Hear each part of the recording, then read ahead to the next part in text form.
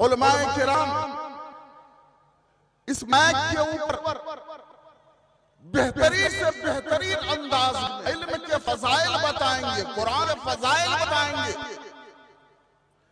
लेकिन दोस्तों, इस इल्म को फैलाने के लिए, इस इल्म को लोगों तक पहुंचाने के लिए, इस इल्म को बच्चों में उतारने के लिए बड़ी मेहनत और मुशक्कत की जरूरत पड़ती है।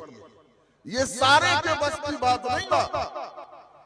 बहुत सारे तानों तनी का सामना करना पड़ता है, बहुत सारा सब्र आजमा वक्त आता है। यह उस मरहूम व मकबूल की जाते मुक़द्दस की जो हर तरफ से, हर चार जानिब से लानो तान की आवाज सुनते हुए इस इदारे को चमकाने के लिए भरपूर कोशिशें की।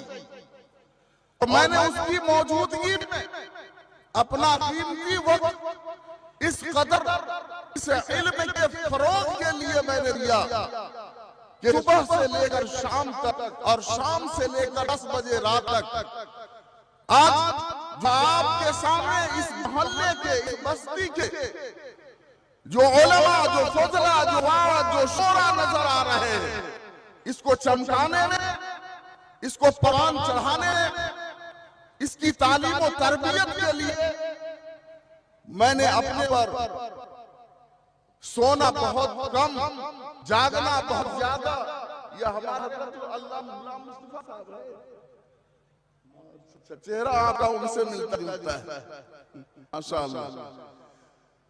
मैंने भरपूर कोशिशें की और कोशिशें करके बच्चों के लिए, जिस वक्त मैं इस जगह पे आया था, मैं कहना आर नहीं समझता कि उस वक्त में इतनी बड़ी बस्ती, इतनी बड़ी आबादी, जो आधे इधर आधे उधर, रेलवे के उस पार और इस पार, इतनी बड़ी आबादी के अंदर लोग वस्तानिया और फौकानिया नहीं जानते कि वस्तानिया क्या है, फौकानिया क्या है।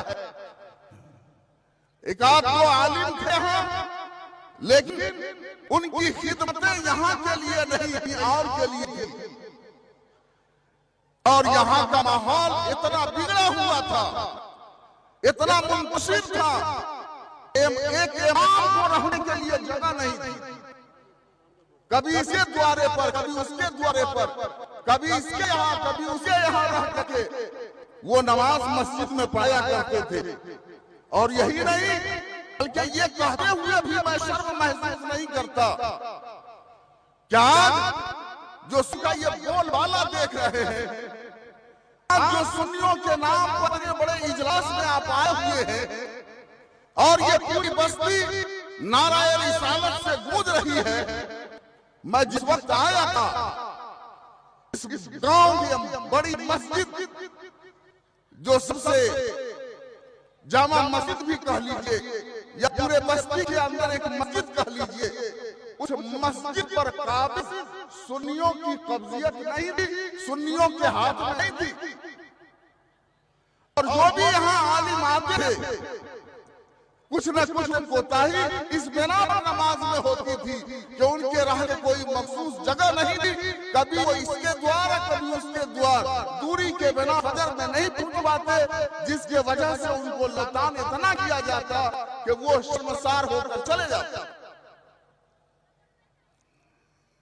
लेकिन चूंकि चंद नमाजी थे और वो नमाजी भी सुन्नी में नहीं, हाँ सुन्नी में एक शख्स थे, उनके लिए भी दुआ गो हूं कि अल्लाह ताला उनकी मरकत पर ही खूब रहमत अनवार की बरसात फरमाए। कि बुढ़ापे के आलम में जब वो चलने से भी माजूर होते जा रहे थे, मगर इसके बावजूद भी वो मस्जिद पहुंचा करते। वो मुअद्दिस थे जनाब सोफी इदरीस साहब, वो मस्जिद में पहुंचे और नमाज अदा किया करते थे, वरना उनके अलावा जो भी मस्जिद पर काबिज था वो दूसरे ख्याल के थे। अब उनके सामने सुन्नियत फैलाना, सुन्नियत को आम करना, और वो भी कोई ऐसे वैसे नहीं थे, बल्कि उसमें आलिम भी थे, बल्कि उसके अंदर बहुत जानकार भी थे, मसले मसाइल के वाकिफ लोग भी थे। मैं उन सब का नाम लेना नहीं चाहता, उसमें से कुछ मरहूम हो चुके, कुछ गुजर चुके, इसलिए मैं उनका नाम लेना नहीं जानता। लेकिन इस कदर वो लोग काबिज थे कि किसी सुन्नी इमाम को उस मस्जिद में रहने देना, ठहरना वो आर समझते थे और कोई न कोई ऐब उसके ऊपर लगाते रहते।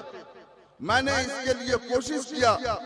हजरतुल अल्लाह मौलाना अब्दुल हफीज अलैहि रहमा ने मुझे फरमाया कि जब आए हो बच्चा तो इस जगह पे कुछ करके गुजर आओ, लेकिन कुछ करने से पहले तुम्हें बहुत सारे तानु तशनी का सामना करना पड़ेगा, बहुत सारी बातें सुननी पड़ेगी और सब्र करना पड़ेगा।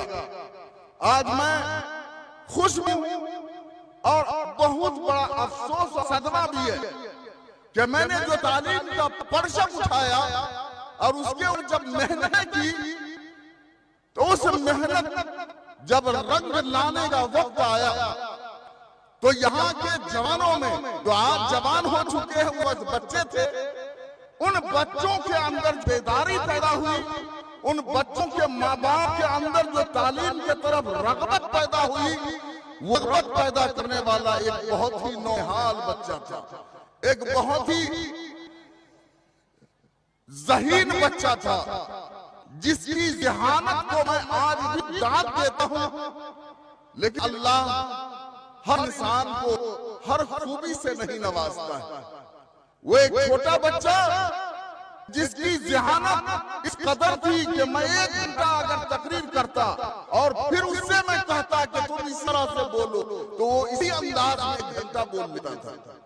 मैं जिस अंदाज से वो नात पढ़ाता, जिस अंदाज से मैं उसे कुरान पढ़ा, उसी अंदाज से वो पढ़ लेता।